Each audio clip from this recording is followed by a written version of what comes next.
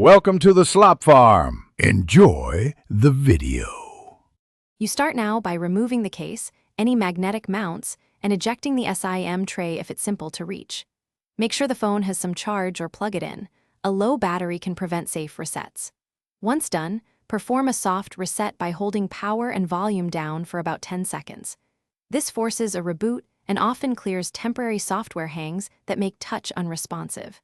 If the screen still shows the lock screen, keep watching for the next steps. Next, you'll check deeper software options. Reboot into recovery by powering off, then holding power plus volume up until you see the Android logo. Use volume keys to navigate. From recovery, clear the cache partition to remove corrupted temporary files that can break touch responsiveness.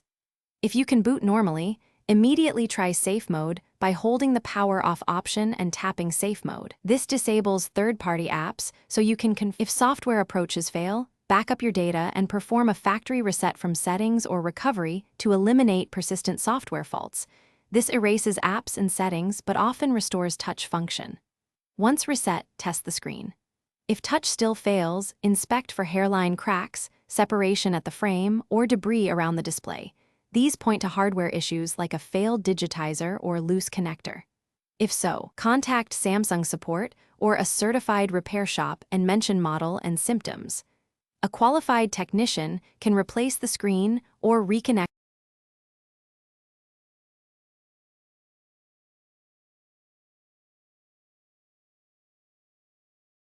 Thanks for watching. Consider subscribing if we helped you today.